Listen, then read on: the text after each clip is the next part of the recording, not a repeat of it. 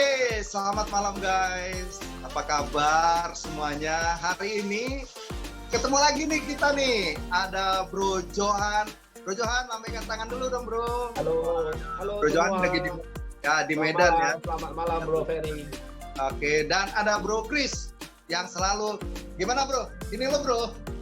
Lo kalau kasih salam. Jumpa lagi dengan Crisco Enterprise. Terus Masih semangat? Masih. Apakah aku masih semangat? Saya masih. Kalau ditanya, apakah kau lapar? Ya, saya masih lapar. Saya lihat Bro Chris, saya lagi teringat Ultraman dulu. Waktu saya kecil. Berubah gitu ya, Pak. Itu Oke, kalau angka 60-an itu ketahuan, Pak. Oke guys. Teman-teman VTuber semua, hari ini kita tuh pengen ngobrol-ngobrol santai dan ya pokoknya sesantai-santainya lah ya. Jadi ini teman-teman nggak usah terlalu berpikir yang keras gitu loh. Ini pokoknya kita santai aja.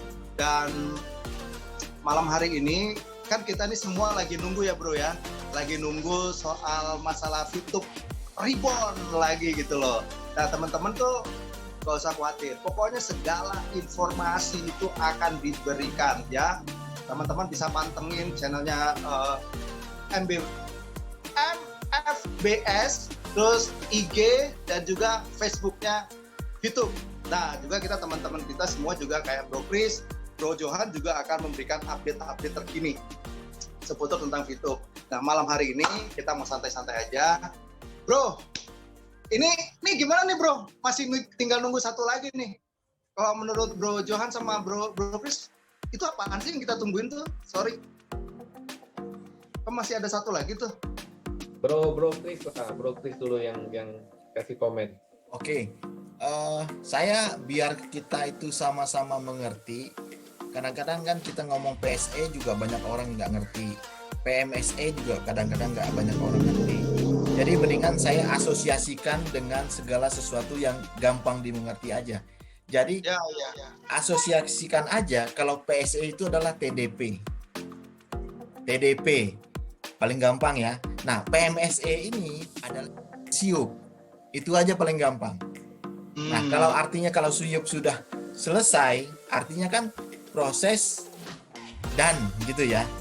Ya. Tapi apakah nanti itu bisnis kita yang konsep baru ini apakah ada syarat lagi, sehingga kan kadang-kadang gini, pemerintah atau regulator itu kan kadang-kadang ngikutin aturan yang ada. Tapi kadang-kadang pada saat mereka review bisnis plan kita, mereka minta data pendukung yang kadang-kadang tidak seperti biasanya. Karena kan ini kan bisnis kita bukan bisnis biasanya nih, bisnis luar biasa nih. Makanya bisa booming begitu besar karena memang bisnis luar biasa. Orang melihat peluang, orang melihat sesuatu bisnis plan yang luar biasa, ada fase 1, fase 2, fase 3, fase 4-nya. Nah, itu membuat regulator juga harus berhati-hati di dalam memberikan segala aturan, jangan sampai menabrak aturan gitu loh. Dia udah keluarkan ternyata menabrak, nanti ditarik lagi kan nggak enak. Mendingan dia lebih teliti. Begitu juga manajemen. Jadi mengurusnya itu semua ditanyain mana yang saya harus lengkapin lagi. Makanya kemarin itu kan sempat udah 5 dilengkapin. PSE udah selesai. Ternyata ada PMSE lagi gitu kan. Nah itu kan hal yang baru. Tidak ada di dalam 5 ini kan. Tidak ada. Yang kemarin dipermasalahkan gitu loh. Nah, tidak ada dalam 5 syarat SWI, makanya tiba-tiba ada PMSE-nya. Nah, makanya kita ikutin gitu. Jadi 5+1 jatuhnya. 5+1 ya. Jadi makanya terakhir Pak Prabowo bilang kan ada satu perizinan lagi yang kita lagi proses dan sudah berjalan, bukan berarti mulai proses. Waktu beliau mengumumkan itu sudah dalam proses. Nah, sekarang waktu diumumkan lagi bahwa menyatakan bahwa itu proses. Biasanya kalau pengumuman sudah meluncur, biasanya itu udah 99% tuh prosesnya selesai, makanya mereka berani mengumumkan. Biasanya begitu. Nanti apakah ada review kembali lagi, ya kita tunggu lagi gitu. Iya. Karena kan pihak ketok palunya kan bukan perusahaan nih. Perusahaan cuma nyiapin apa? Nyiapin palunya, nyiapin bantalan palunya. Yang ngetok itu SWI itu istilahnya. Itu menurut saya sih begitu, Bro. Bro Johan, apakah ini kelihatan bahwa manajemen itu sangat berhati-hati banget sehingga nanti ketika udah running itu udah kita udah istilahnya itu udah bener-bener bablas gitu loh, nggak mundur lagi untuk ngurusin aturan-aturan tambahan-tambahan gitu loh. Menurut Bro Johan sendiri gimana, Bro? Iya, saya lihat perusahaan sebenarnya sangat serius ya untuk mengupayakan ini semua. Tapi untuk langkah-langkah yang pengurusan itu mungkin juga perusahaan ada kecolongan, mungkin ada hal-hal yang di luar pengetahuan mereka ya mungkin ya. Jadi tahap-tahap yang dilalui karena boleh dikatakan mungkin ini merupakan sesuatu yang baru juga bagi yang ngurus atau juga mungkin bagi ya regulator kita ya. Terus saya lihat ini kan kita sebenarnya tinggal terbentur satu itu namanya PMSE ya. Ya. PMSE itu kalau nggak salah itu dia berurusan dengan pajak. Wow. Nah, karena apa? Karena kalau memang VTube ini nanti sudah mau dilegalisasi, tentu pemerintah akan intervensi di dalamnya dalam hal pemungutan pajak kan. Kan gitu. Jadi saya yakin ini nggak bisa dalam 1-2 hari kelarnya. Kenapa kan? Karena nanti hubungan pajak ini nanti semuanya itu akan secara otomatis dilakukan oleh sistem yang berhitung. Iya kan? Sekarang member kan banyak variasi. Ada yang punya NPWP, ada yang tidak punya NPWP. Ya kan? Terus batasan-batasan perpajakan kita dengan tingkat-tingkat persentase sesuai dengan jumlah yang kita dapat per bulan kan itu kan tentu ada juga. Nah, jadi terus di VTube ini sebenarnya dengan VPlus kan dua sistem yang berbeda tapi kan menyatu. Otomatis nanti itu pajaknya itu pasti sekalian secara otomatisasi dihitung. Nah, itu saya yakin sekali oleh pihak IT daripada VTube tidak memperbuat perhitungan sampai begitu menjelimet. Tapi pada saat PMSE-nya mau keluar, pasti regulator akan mengecek sistem perhitungan pajaknya udah benar nggak nanti. Iya kan? Nah, pasti itu akan dilakukan penyesuaian lagi. Sehingga kalau sudah benar, baru PMSE-nya ini bisa disahkan, tinggal ketok palu ya tinggal aktif. Karena ini perhitungan pajak kan nggak mungkin dengan sistem try and error. Kan gitu. Iya. Nah, itu bro. Kalau saya lihat ya mudah-mudahan nggak sampai berbulan-bulan lah ya. Kalau sistem orang IT-nya sudah paham sistem perpajakan Indonesia dan bisa koordinasi dengan regulator yang berhubungan dengan pajak, ya mudah-mudahan ini bisa cepat. Tetapi kan setidaknya harus ada running juga loh. Mereka kan mau coba juga penghasilan begini perhitungannya udah bener nggak. Dan nanti mungkin juga pihak perusahaan yang akan menyetor PPh yang dipotong dari para member kan. Wow. Ya, mereka wajib pungut istilahnya, Pak. Memang mereka benar. Jadi karena kalau memang VPlus kan udah jalan, Pak, sebenarnya. Benar, Pak. Tapi ini kan nanti kombinasinya dengan VTube, itu kan perhitungannya kita juga nggak ngerti kan. Tapi ini nanti merupakan dua kombinasi yang akan sekaligus dibayarkan oleh perusahaan. Betul.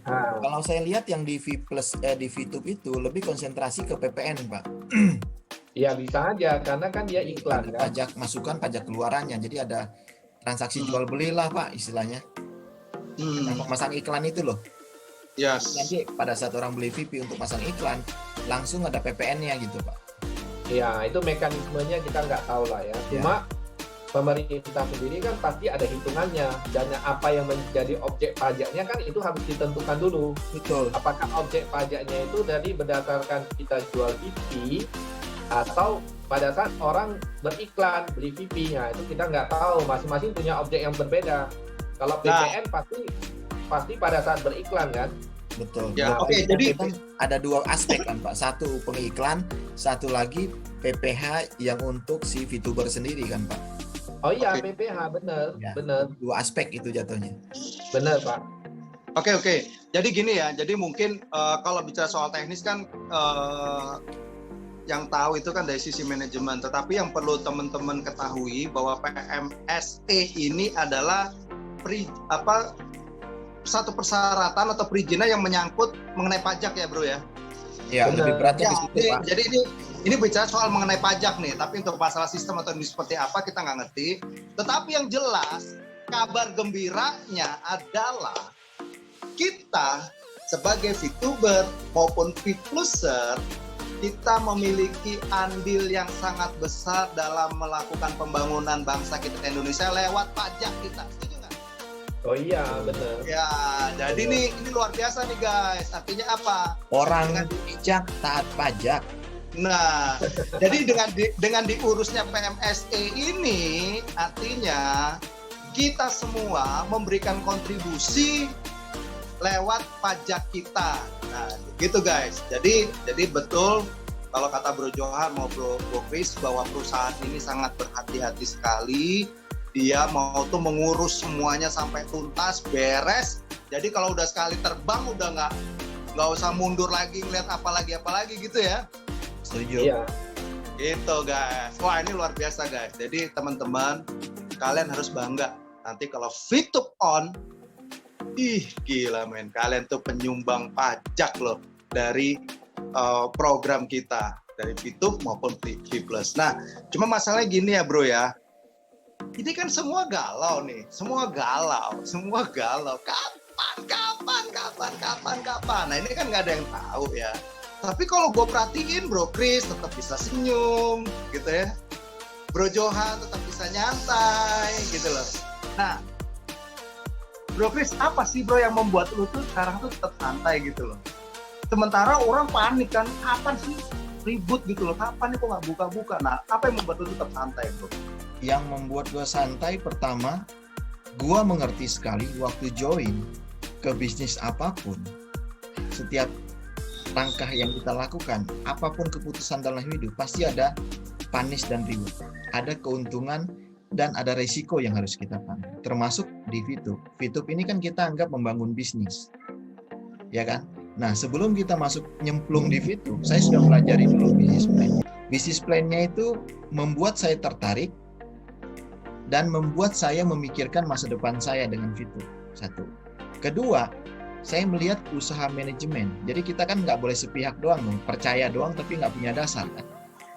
Nah, dengan memang di awal-awal kita memang sempat goyang, artinya manusiawi sekali. Kenapa? Karena kan diundur itu kan beberapa kali diundurkan. Ada yang ngomong sebentar lagi.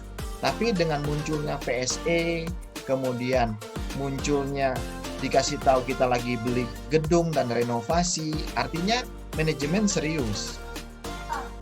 Nah, di bisnis awal ini pun kalau kita tahu bahwa uang kita tidak pernah ada setoran ke perusahaan. Jadi logikanya kalau mereka pun mau scam, apa yang mau scamin gitu loh? Apa yang mau membuat mereka ambil duit kita? Nggak ada. Malah mereka rugi kalau aset mereka 17 juta itu ditinggalkan. Sementara perusahaan lain untuk dapatkan 17 juta itu bakar-bakar duitnya luar biasa gitu. Ya, yang ketiga ya, saya join, kemudian saya ikutin ada yang fast track akun saya dan lain-lain. Saya tidak menggunakan uang beras.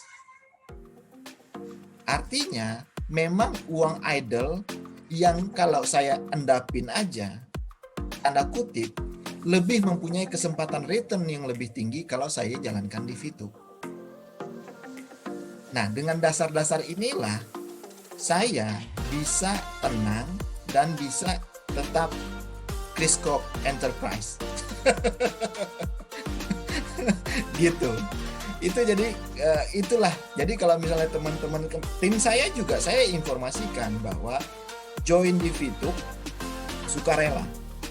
Anda mau ngikutin aturan fast track dan lain-lain, usahakan tidak boleh menggunakan uang beras. Jadi Anda sudah tahu risikonya. Dan mayoritas tim saya rata-rata yang bermain fast track, mereka sudah mengerti itu. Dan memang itu sih kalau dari saya. Oke, ada Bro Midan dari Cilacap. Bro Midan, apa kabar? Gimana buka Malam puasanya? Pak Midan. Bro Midan. Malam, Assalamualaikum. Waalaikumsalam. Saya baru ngeh tadi itu nggak buka WA dari habis Isya ya. Ya nggak apa-apa kan, yang penting kan puasa lancar ya hari ini ya bro ya. Alhamdulillah. Ya, Saya lihat Alhamdulillah. lancar Biar hari ini Pak- tadi, makan Pak- siang-siang. Biar Bro Anisnya dapat nih langsung connect. Lu Iya. review dulu sedikit. Oke bro Midan, kita ini lagi ngobrol-ngobrol. Nah tadi gue tanya gini, apa sih yang membuat kalian ini kok tetap tenang gitu loh? Kan semua orang lagi gunjang-ganjing, bingung, tapi tetap tenang, tetap bisa tersenyum, nggak galau gitu loh. Kalau tadi kan Bro Chris kan bilang, ya gua ini ikut VTube ini ya sadar betul ini adalah sebuah bisnis. Dan yang kedua, gua tidak menggunakan namanya uang beras. Ya mungkin ya pakai uang dugem atau uang jalan-jalan, kan nggak bisa jalan-jalan sekarang, artinya tidak menggunakan uang yang sangat ini ya, yang menjadi sumber kebutuhan pokok. Nah kalau bro Midan sendiri gimana bro? Apa yang membuat bro tuh tetap yakin gitu loh sampai sekarang gitu loh?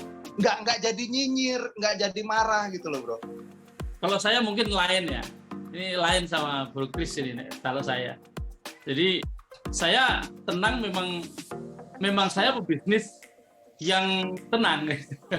Jadi saya perjalanan bisnis saya yang jauh lebih berat atau lebih mengenaskan. Itu berkali-kali sudah jatuh bangun hal biasa. Saya sudah dari tahun 97 saya mulai bisnis ya. Dan bisnis saya global, jadi saya ekspor impor sih. Nah, jadi saya sadar betul bahwa ketika memutuskan untuk melibatkan keuangan di YouTube ini, saya berpikir begini, semua bisnis ada resikonya.